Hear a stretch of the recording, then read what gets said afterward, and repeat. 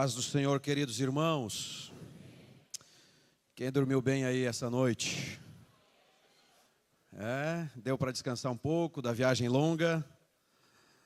Glória a Deus. E o café estava bom? Quem está jejuando aí? Vocês estão com cara de quem tomou um bom café, né? Glória a Deus. Obrigado, querido. Meus irmãos, que alegria estar aqui. A minha saudação aos pastores da casa, na pessoa do pastor Gerson, que representa aqui nesse instante o pastor Valdomiro e todos os demais, pastor César, nosso coordenador aqui da UMAD Nordeste. Deus abençoe sua vida, todos os queridos obreiros da casa do Senhor. É uma grande alegria estarmos aqui. Ontem à noite o pastor Bruno liberou uma palavra aqui que levou a régua lá para cima, né? Então ele falou antes de mim, e pensando nos que vão falar depois de mim, seria inteligente eu fingir um desmaio, alguma coisa que não pregar, deixar, passar o microfone para o César, Luarã, Josiel. Mas estamos aqui, vim lá do Rio Grande do Sul. Meu nome é Daniel Fisch, sou pastor-presidente de uma igreja na cidade de Lajeado, e estou acompanhado da minha linda esposa. Ontem todo mundo falou que as esposas eram lindas, né? A minha também é. Nós temos 33 filhos, eu e a Adriana. O Mateus, o Levi e o Judá são biológicos. E nós temos mais 30 que são do coração, são as crianças do orfanato lá da igreja, que eu sou presidente, ela é a diretora. E de fato são filhos. A gente cuida deles como filhos e temos visto Deus operar ali no meio daquela realidade, daquela situação que deriva do pecado. Onde o pecado está, a dor, a abandono, a violência, mas onde o pecado é abundante, a graça é superabundante. Amém? Eu ia pregar ou falar amanhã. Aí o pastor César falou, olha, tem um pregador que não veio. Quem é, pastor César? Pastor Zé Carlos. Aí eu vou te colocar a falar no lugar dele. Falei, não me mata, César. Mas já que eu estou no lugar do Zé Carlos, já vou logo dando recado. Não esmirila o hino, irmão. Hino é hino. Amém? Eu queria fazer isso. Vou falar para vocês, era um sonho fazer isso. Hino é hino. Glória ao nome de Jesus. O nosso estado, no mês de maio de 2024, passou por uma das piores catástrofes naturais do Brasil e, sem dúvida, a maior do Rio Grande do Sul.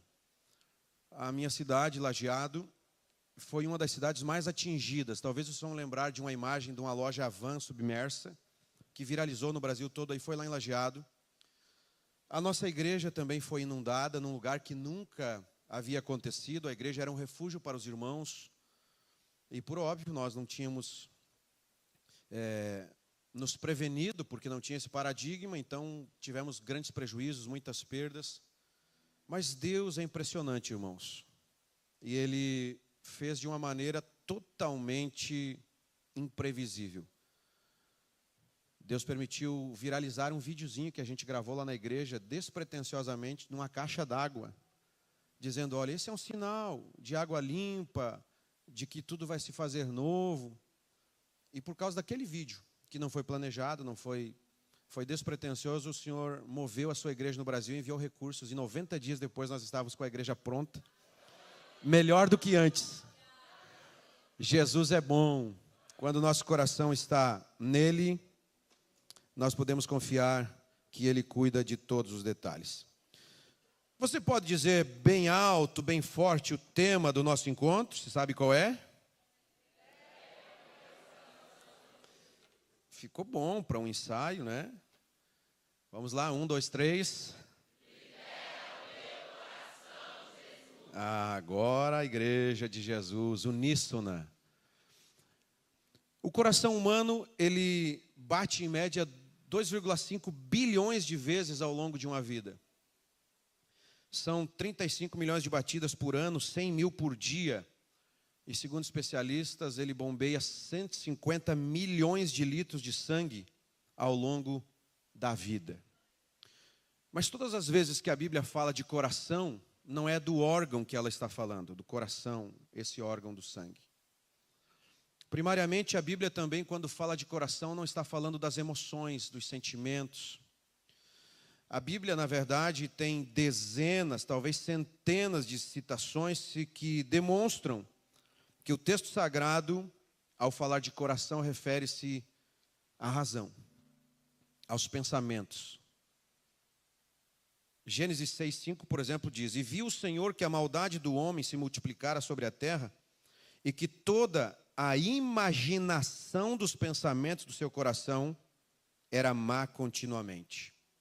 Ora, a imaginação é fruto de pensamento, de mente. Deuteronômio 4:3-9 diz: Por isso hoje saberás e refletirás no teu coração que só o Senhor é Deus. Em cima no céu e embaixo na terra nenhum outro há. Então, a minha fala é sobre esse coração que fala de pensamentos, que fala de razão, pastor Loran. Logo, se coração refere-se a pensamentos, pensamentos vêm da razão, da decisão. Então, um coração liderado por Jesus é um coração que revela um modo de agir moldado ao padrão de Jesus. Um coração liderado por Jesus não é apenas um coração que sente Jesus. Um coração liderado por Jesus é um coração que pensa como Jesus. Nós temos a mente de... É um modelo de ação, é um modelo de reação, é um modelo de cosmovisão. Se Jesus lidera meu coração, logo minha confissão de fé tem que revelar uma razão cristocêntrica. Porque há um debate de que fé e razão são inimigas. Há uma afirmação com ar de verdade, mas não é. Que fé e ciência são inimigas. Que fé e razão são inimigas. Que fé e ambiente acadêmico são inimigos. É claro que a fé não pode ser apenas teórica. É óbvio que nós não queremos que a igreja seja transformada numa elite acadêmica, porque talvez uma das piores coisas que tem atingido a igreja depois do liberalismo teológico tem sido a ortodoxia morta. Mestres como os escribas, que estão com a mente cheia de Bíblia, mas o coração vazio do Cristo. Pessoas que sabem tudo sobre ele aqui, mas como disse um pregador, vão perder a salvação por 30 centímetros. O Cristo sair daqui e vir para aqui. Então a minha fala é sobre caráter cristão. A minha fala é sobre um modelo de liderança baseado no modelo de Cristo. Um coração guiado por Jesus, liderado por Jesus, nos impõe um modelo de pensar, de agir, de ver o mundo, de ver as crises, de ver as pessoas, de ver o ministério, de ver a política, de ver a ciência, de ver tudo pelas lentes de Cristo. É o que nós chamamos de cosmovisão cristã. As lentes pelas quais vemos o mundo. Há pessoas que definitivamente veem a vida pelas lentes, pastor Ricardo, do ter, do dinheiro, das posses. Por isso elas não têm dificuldade alguma em negociar qualquer coisa para ter mais. Isso é uma ilusão, porque não importa quanto você tenha, sempre tem alguém que tem mais. Pergunta para alguém que você acha que é rico, quem é rico. Ele sempre vai falar de outra pessoa. É correr atrás do vento. Outras pessoas veem a vida pelas lentes do prazer. E talvez por isso nós somos considerados a geração mais hedonista da história. Talvez por isso os jovens começam a beber na quinta e param na segunda, quando não emendam com a outra segunda, e assim vai. E começaram a misturar energético com bebidas destiladas. E qualquer médico diz que isso é uma bomba relógio dentro do organismo. Então é ostentação nas redes sociais, 1 litrão de vodka e 1 litrão de energético. Porque eles estão tentando satisfazer a alma com coisas do corpo. Mas nós que somos corpo, alma e espírito, formados perfeitamente por Deus nessa tricotomia, e que temos a mente de Cristo, o coração de Cristo, o modo de agir do Cristo, precisamos entender que nada que seja para o corpo preencherá a alma. Eu estou falando para líderes, amém? É um problema quando nós começamos a querer movimentar a igreja com coisas do corpo, sendo que a igreja é o hospital Mas está todo mundo fazendo, mas está dando certo. Não é porque está todo mundo fazendo e porque está dando certo que é o certo. E você já deve ter lembrado da mãe ou da avó, você não é?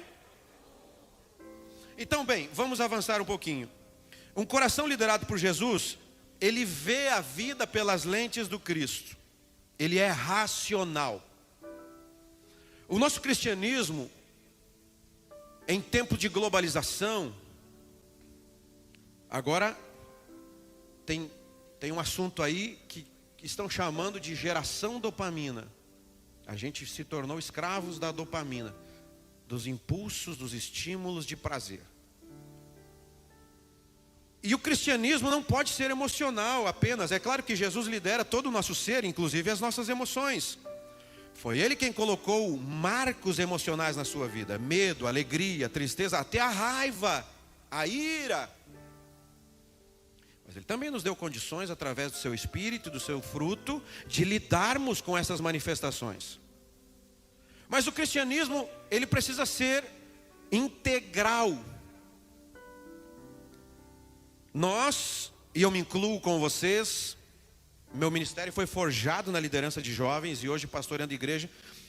Eu não me afastei disso, porque eu basicamente sou chamado só para falar para jovens e adolescentes. Às vezes a minha fala choca a geração mais experiente. E a intenção é chocar mesmo. Porque se nós perdermos a próxima geração, nós perdemos tudo.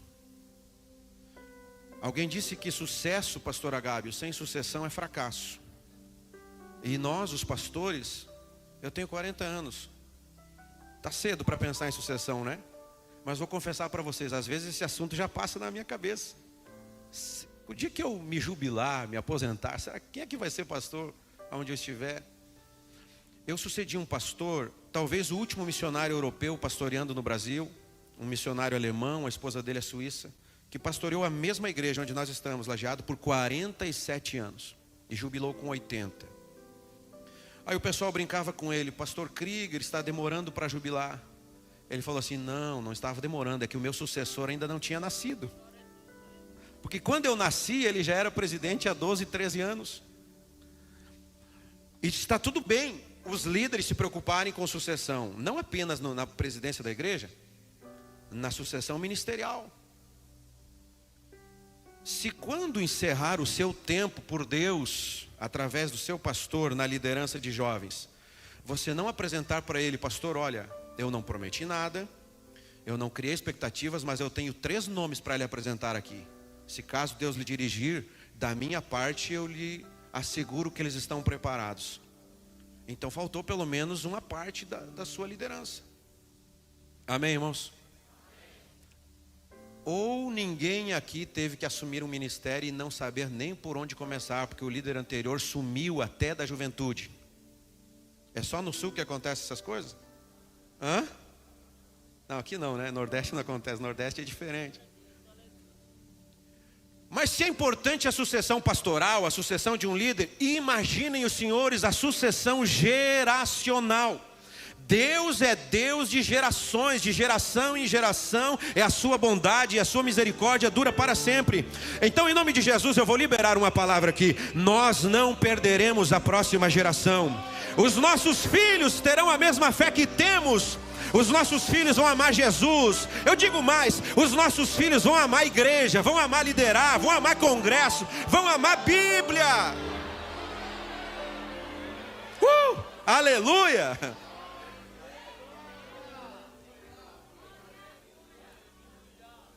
É por isso que o nosso cristianismo não pode ser apenas emocional, ele tem que ser relacional, ele tem que ser racional. Porque a nova geração é extremamente questionadora. As novas gerações, que as relações de poder estavam assim. Ele é professor lá da URGS, Universidade Federal do Rio Grande do Sul. Para descobrir como será o amanhã, para literalmente serem lançados, como a Bíblia diz, os filhos são como uma flecha nas mãos de um arqueiro. Só que com a globalização, isso aqui ó, ninguém... Bom, isso é sinal que nós já saímos da Idade Média. Isso é uma maravilha. Com isso aqui, irmãos, não existe mais fronteiras. Os senhores são líderes de um novo mundo. E um novo mundo exige novos líderes. E se existe algo que nós podemos nos renovar, é na metodologia, é na dinâmica, são as estratégias, porque a nossa base é eterna. Ou alguém acredita que nós devemos atualizar a Bíblia? Não. A palavra de Deus é como Deus. É ontem, é hoje e será eternamente. Mas a sociedade é a mesma de 1980? Gera uma angústia no meu coração quando eu vejo alguns líderes com um saudosismo parcial. Porque todo cristão tem que ser saudosista. Nós devemos olhar para um modelo bíblico de igreja, de ministério, de liderança e segui-lo. E quanto mais tempo passa, mais saudosista a gente fica, porque mais longe, cronologicamente, a gente está dele. Mas esse modelo não é a igreja de 2000, não é a igreja dos anos 80, não é a Assembleia de Deus de 1930, de 1911, não, esse modelo é a igreja de Atos. Então, nós precisamos entender que o Cristo, que é imutável no seu caráter, se move o tempo inteiro nas suas ações. Nós lideramos uma geração que a sociologia chama de líquida, que se amolda toda e qualquer realidade. E o professor Gaúcho diz o seguinte: a dinâmica do poder fez isso aqui, ó. Se você quiser ser ouvido por eles, você não pode estar aqui falando de cima para baixo. Você tem que saber que agora vocês estão aqui no mesmo nível. Pastor, isso destrói o conceito de liderança bíblica, de hierarquia bíblica? Não, não mesmo. Porque quando os discípulos disseram: Senhor, nós queremos uma cadeira do lado direito, outra do lado esquerdo, Jesus disse: no meu reino não é assim. Quem quiser ser o maior, seja o... Quem quiser ser o primeiro, seja o... Porque o Filho do Homem não veio para ser servido, mas veio para servir e entregar a sua vida a muitos. O Senhor está nos habilitando para revisarmos o nosso modelo de liderança, para potencializarmos aquilo que eu sei que os senhores já fazem. Os frutos me dão certeza que os senhores já fazem, mas o Senhor quer ainda colocar mais potência, mais autoridade, mais percepção para um modelo de liderança que não vai deixar ninguém para trás. Quem pode dizer amém por isso? Então, esse cristianismo emocional, ele gera bebês na fé. Crentes que nunca amadurecem. E às vezes a gente culpa eles. Mas na verdade, às vezes é o tipo de alimento que a gente está dando que não permite eles desenvolverem saudavelmente. Você conhece pessoas que choram no culto, que é uma maravilha, e na segunda-feira é a mesma vida ímpia, é o mesmo vocabulário pejorativo. Na igreja chora, levanta as mãos, está sempre na página da igreja, porque a mídia adora a gente chorando. Chorou, tem uma mídia ali. Cadê os midianitas aí? Vocês são uma bênção na obra de Deus. Vamos aplaudir a vida deles, gente. Eles são maravilhosos. A gente chora na presença de Deus, e é maravilhoso. Mas a gente não só chora, a gente entende, a gente pensa o evangelho, a gente prepara o coração, a gente planeja as ações, e nós estamos prontos para responder à razão da esperança que habita aqui. E para que isso aconteça, ele continua: para que o culto de vocês seja racional. Veja, não é racionalismo, não é teorizar o reino, é culto racional, não é debate racional, é culto racional. Eu continuo no lugar de criatura que cultua uma divindade. Mas para que isso aconteça, vocês precisam transformarem-se pela renovação da sua. Então Jesus quer transformar as suas emoções, equilibrar as suas emoções, te alegrar se você tem picos de tristeza, te acalmar se você é muito exagerado. Mas Jesus quer controlar a sua mente, porque quem controla a sua mente controla as suas ações. É por isso que a batalha se dá na mente. Quando Paulo está falando a Timóteo sobre os tempos trabalhosos, ele diz: olha, virão homens arrogantes, presunçosos, amantes de si mesmo. E ele descreve um monte de adjetivos que parece que Paulo abriu a janela de casa e está falando em 2025. E aí ele diz: como James e Jambres, eles estão corrompidos na...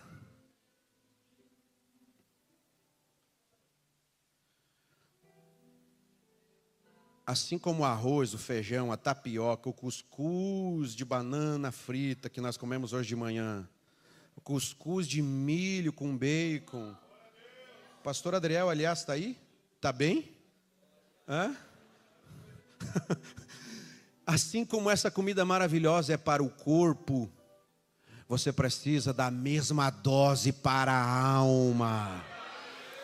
E tem muita gente com o corpo saudável, bonito, forte, mas a alma está raquítica, está fraca, porque o culto não é racional, é apenas emocional. Vai no ambiente, vai no movimento, se alegra com o final, se alegra com o louvor, mas não sabe explicar os 4 passos da salvação. Pastor Loura, eu ouso dizer que há pregadores eloquentes de altar que não sabem evangelizar no corpo a corpo. Porque aqui no altar, a gente tem o monopólio da palavra. Eu tenho um esboço aqui. Nesse ambiente aqui, talvez até caiba, porque é um encontro de treinamento de líderes. Mas num culto normal, ninguém pode levantar a mão e fazer uma pergunta. Agora, quando você senta com o pai de santo, com o macumbeiro, com a prostituta, com o travesti, com o maconheiro, com o ateu, com o esquerdista, e vai piorando. Quando se senta com o flamenguista.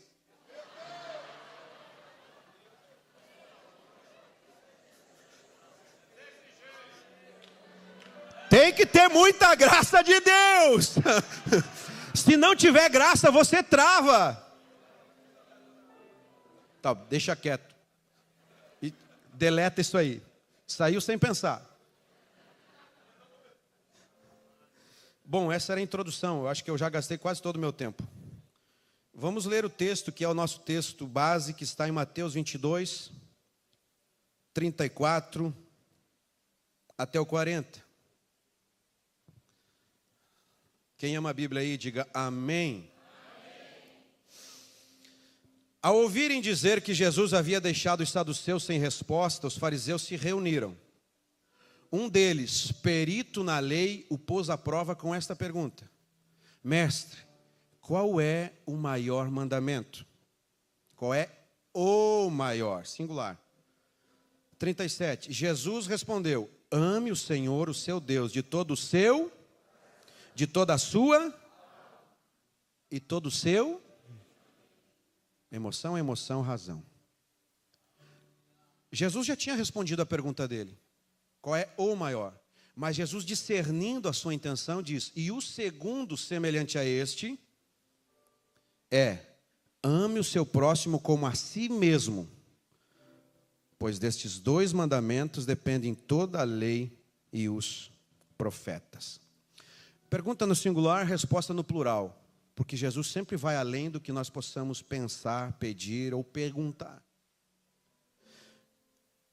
Jesus estava dizendo, pelas minhas lentes, na minha cosmovisão, não é possível amar a Deus sem amar o próximo.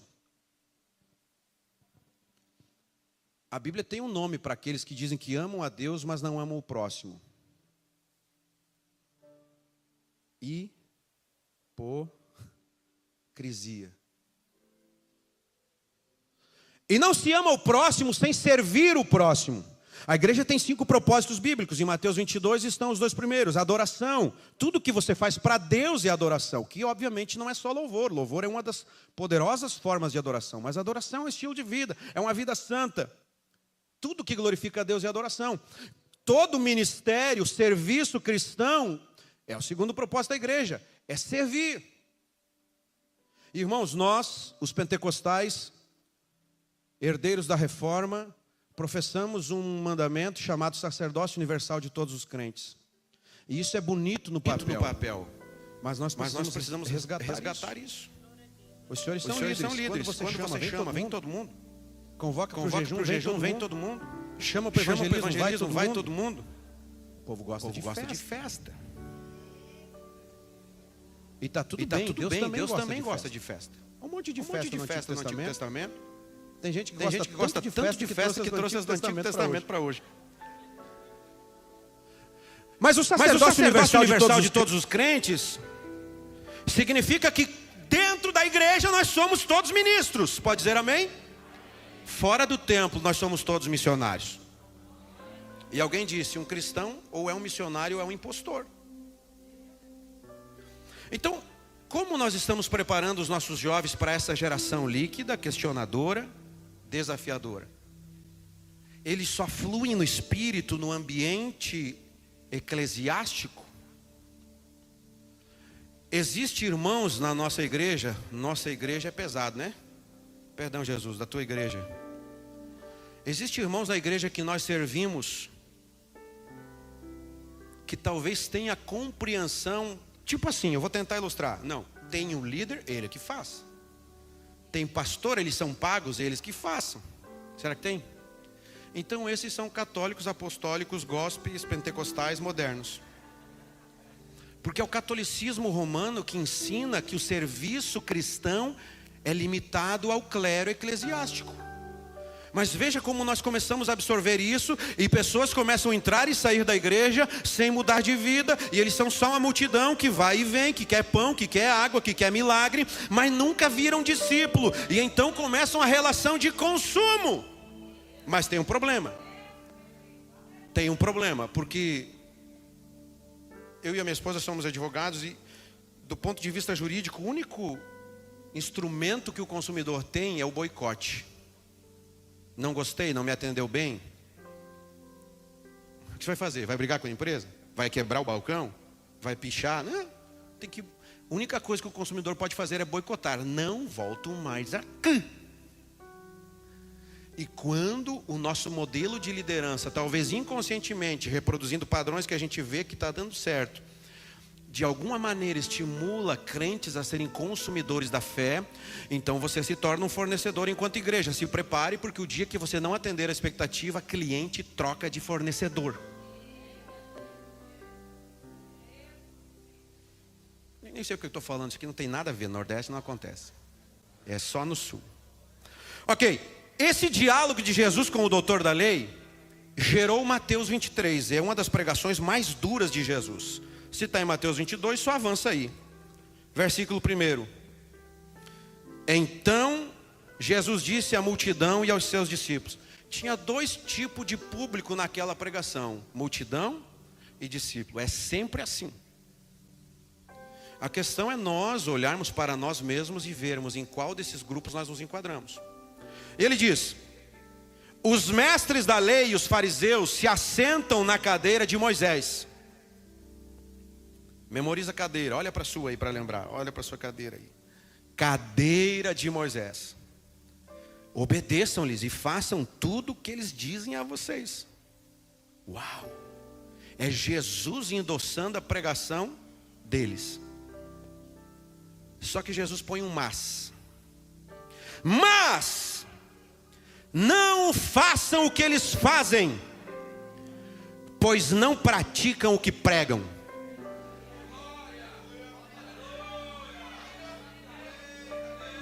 Eu vou até tomar uma água.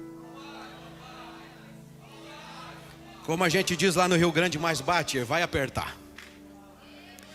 Jesus continua: eles atam fardos pesados e os colocam sobre os ombros dos homens, mas eles mesmos não estão dispostos a levantar um só dedo para movê-los.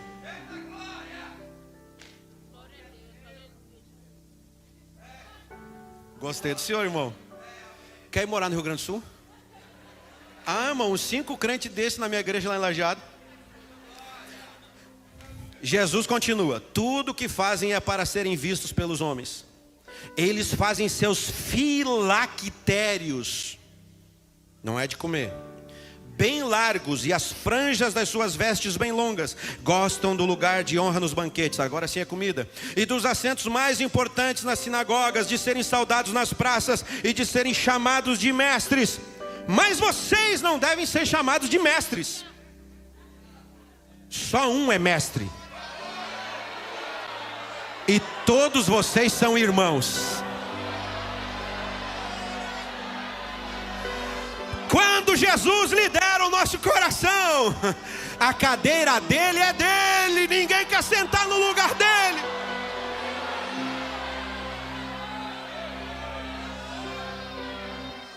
Aleluia, meu Deus.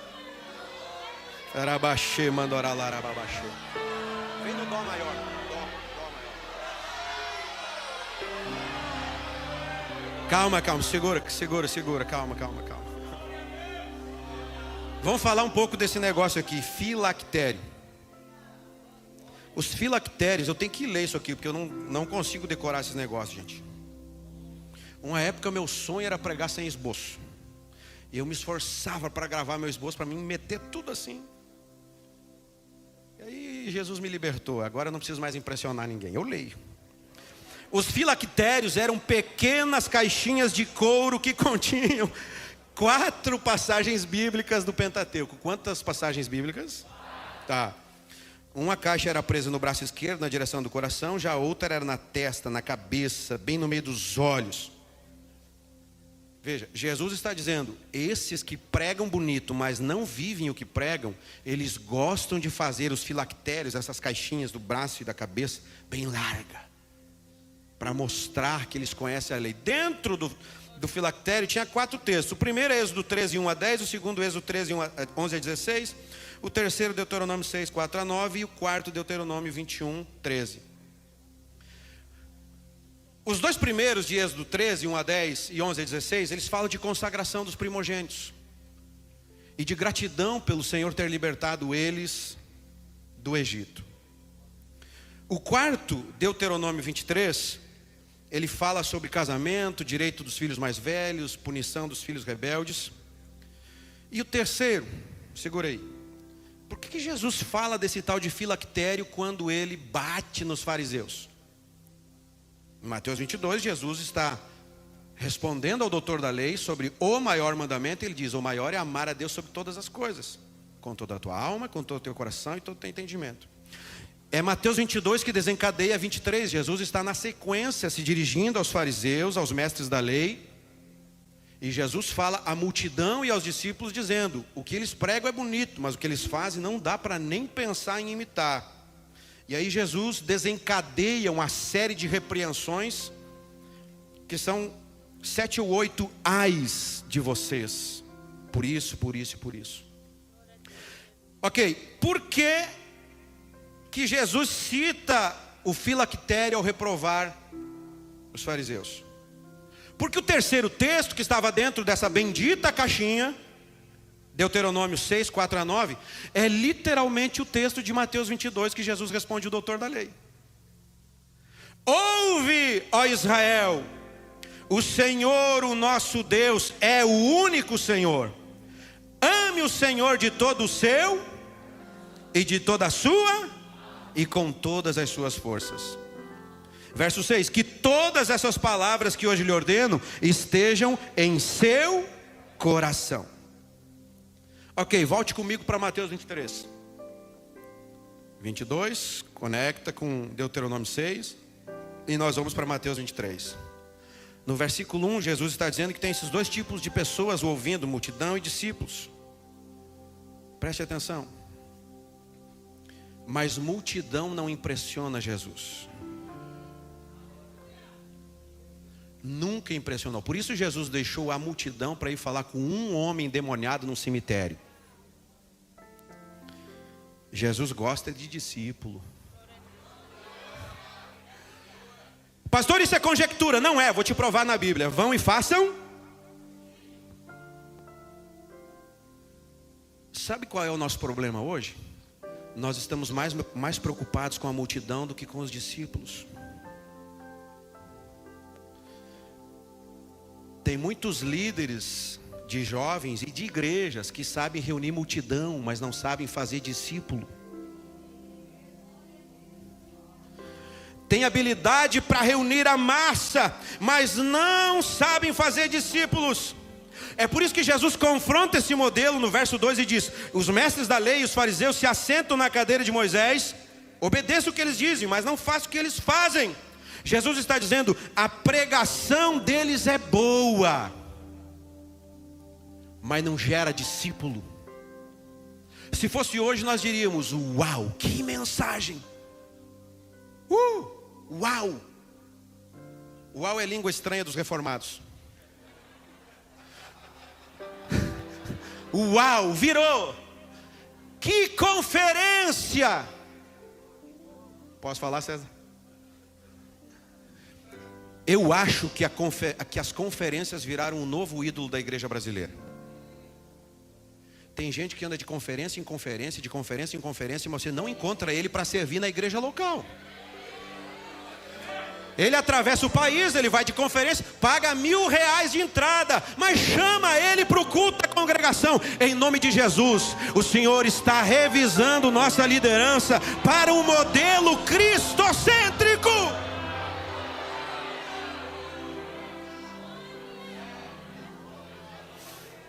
Meu querido líder, meu amado, minha amada irmã, antes de se preocupar com a multidão, se preocupe com os discípulos.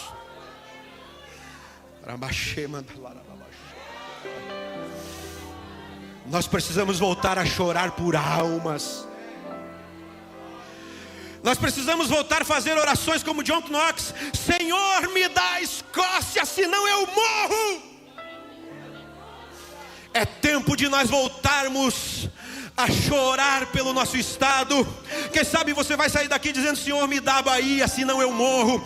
Senhor, me dá o Piauí, senão eu morro. Senhor, me dá o Maranhão, senão eu morro. Senhor, me dá o Sergipe, o Rio Grande do Norte, a Paraíba, o Alagoas. Me dá o Nordeste, me dá o Brasil.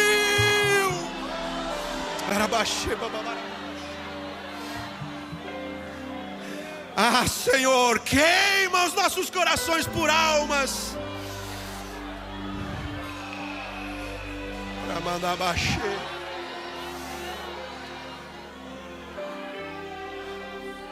A igreja só existe para isso. Esse encontro só existe por isso. Esse templo só existe para isso. É tudo por vidas, é tudo por almas. Nunca foi sobre a performance, nunca foi sobre os números, sempre foi vidas.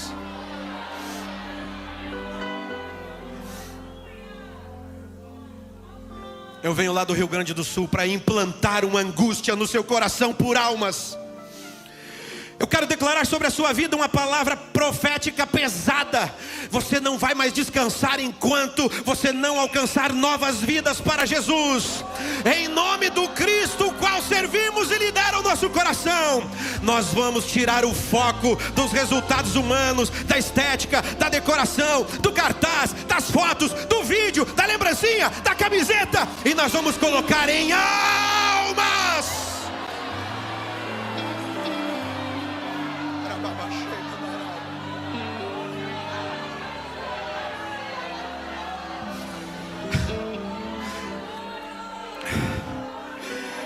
Eu sei que eu estou pregando para líderes aqui que estão num conflito talvez. Pastor, é isso, eu creio assim, eu penso assim, mas eles não querem. A gente enfrenta isso.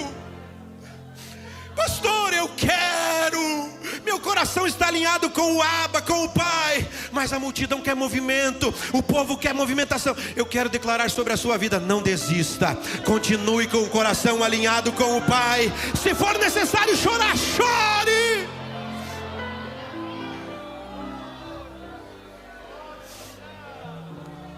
Pastor, está pesado. Eu vim nesse liderar, mas tem prova lá em casa, tem luta, eu estou ganhando os outros, tem alguém de casa desviado. Quem sabe você veio até chorando no caminho. Eu trago uma palavra de Deus para a sua vida. Encoraje-se. O Senhor é o dono da obra, Ele é o dono da sua vida, Ele é o dono do seu ministério. Não pare, pelo amor de Deus. Se você parar, almas vão ficar sem ouvir sobre Jesus.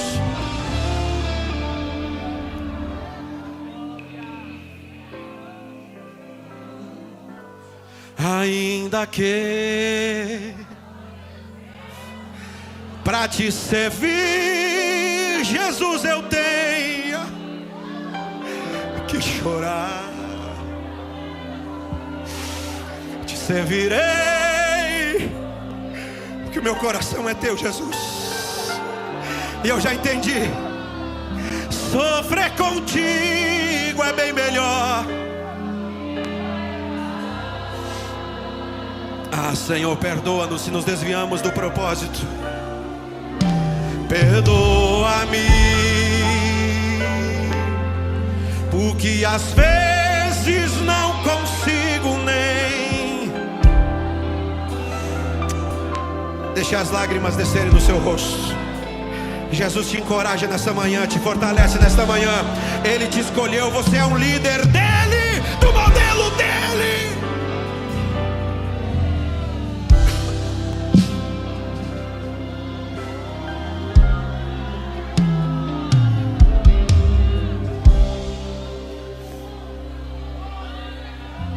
Pastor, eu estou fraco. Quando sou fraco, então é que sou forte. Não é sobre nós, é sobre Ele.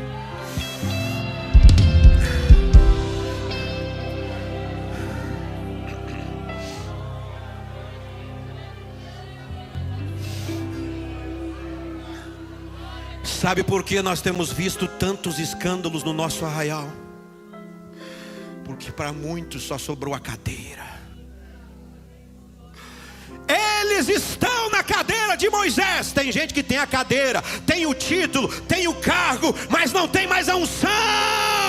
Em nome de Jesus, se necessário, abra mão da cadeira, mas não abra mão da graça, da unção, do poder, do coração liderado por Ele.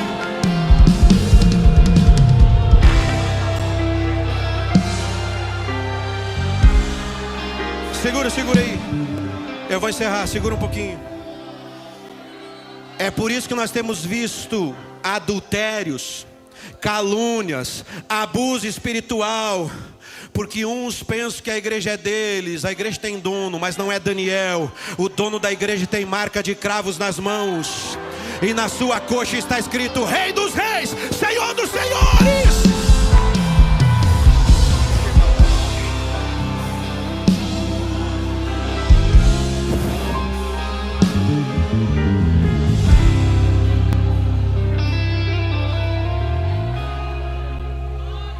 Respira fundo aí, porque vai uma benzetacil. Dói, mas cura. O sucesso de um ministério não vem da cadeira, vem dos frutos que são almas. O sucesso de um ministério não vem do cargo, vem de um coração liderado por Jesus. O êxito de um ministério não é sobre estética, aparência, performance. O que define um ministério bem sucedido diante de Deus e dos céus é a pureza do seu caráter, é a visão do seu olhar, é o Cristo nos seus olhos.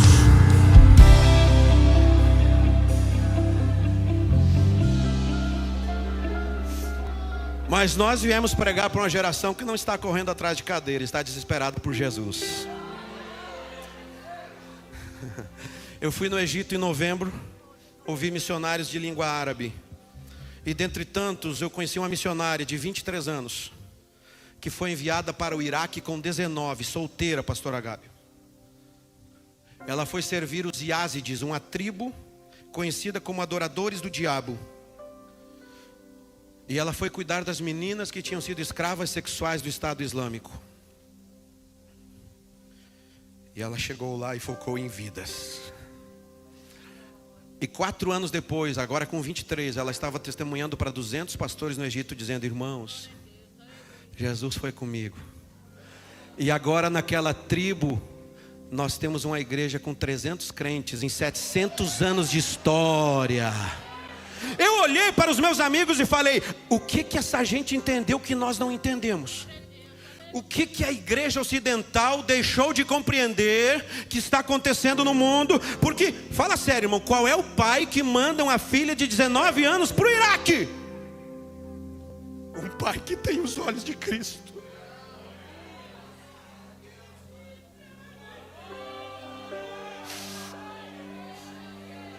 Os nossos jovens estão querendo fazer medicina para comprar BMW. E os mormons, os maçons, os espíritas estão preparando os filhos para servir os médicos sem fronteiras. Onde é que a gente se perdeu? Você pode dizer aí: lidera meu coração, Jesus, vai. Alinha nosso coração contigo, Jesus. Nós queremos voltar a bater no compasso do seu coração. Nós queremos voltar o que o Senhor vê. Nós queremos ver o que o Senhor vê, sentir o que o Senhor sente, andar como o Senhor anda, amar o que o Senhor ama.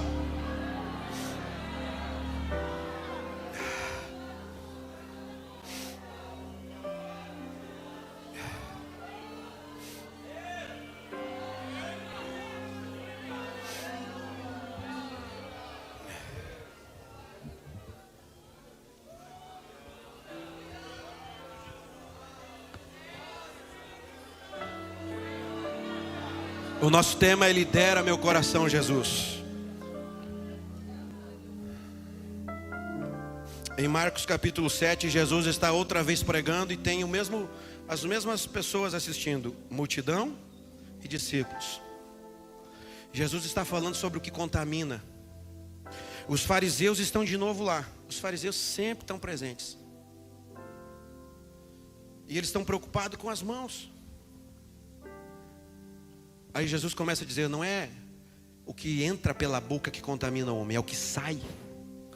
Porque a boca fala do que o coração está. Então, se o que sai da sua boca é fruto podre, é porque o seu coração está podre. Se o que sai da nossa boca é palavrão, é porque o coração está cheio de palavrão. Se o vocabulário, as gírias são as do mundo, é porque o coração está cheio do mundo. Aí Jesus explica para a multidão: não é o que come, pelo amor de Deus, gente. Eu acho que ele diria: pelo amor de mim mesmo. Não é o que come, é o que sai. Versículo 14. Mas no 17 a Bíblia diz assim: deixando a multidão e entrando na casa, os discípulos lhe pediram explicação sobre esta parábola. Sabe qual é o problema de muitos de nós? Muita multidão e pouco discípulo. Multidão não entra na casa.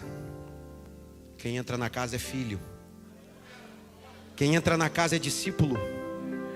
Quem entra na casa entra no teu quarto, fecha a porta, e o teu pai que te vem em secreto te recompensará. Pai, filho.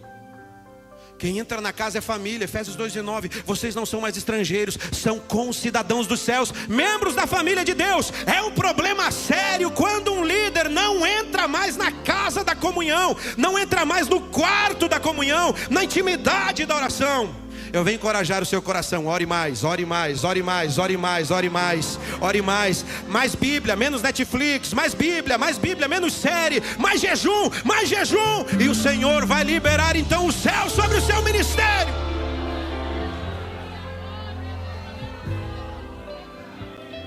Aí os discípulos dizem: Jesus, nos explica essa parábola. Jesus falou 40 parábolas. E Jesus diz: vocês não entenderam? Não é o que come, porque o que come vai para o estômago, e eu criei um mecanismo de descarte. Mas o que sai do coração, e eu iniciei dizendo que coração na Bíblia é mente, é pensamentos, é ação.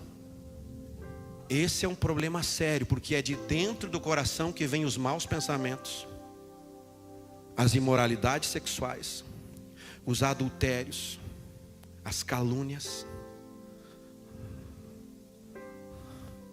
Em nome de Jesus, nós e todos os que nós lideramos, vamos pedir licença para a multidão e entrar no quarto.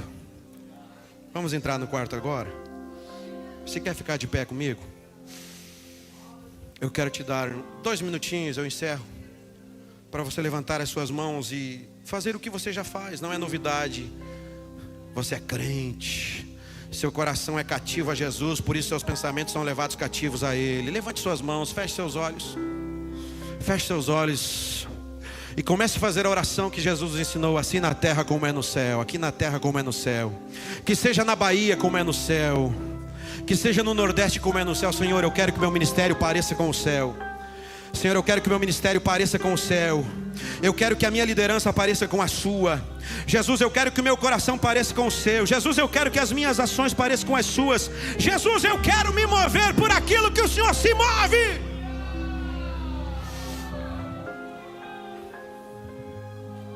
Pai nosso do céu, santo é teu reino. Xarabalarababaxê, mandorabacantarababaxê. Entre no lugar secreto. Feche a porta agora, vai. Diga para Ele: Senhor, abra os nossos olhos para ver como o Senhor vê. Que essa liderança poderosa do Nordeste saia daqui ainda mais inflamada. Que as cidades não suportem o peso da glória. Que o Senhor renove esses líderes, distribua novos dons, ative novos talentos. Nós queremos, Senhor, que o céu desça sobre nós. Nosso modelo é o céu, nosso modelo é o céu, nosso modelo é o céu.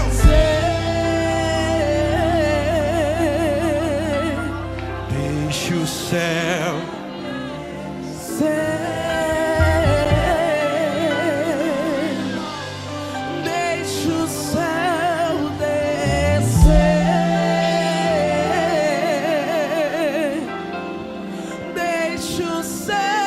multidão não entra no quarto, só filho, só discípulo. Deixe o céu descer.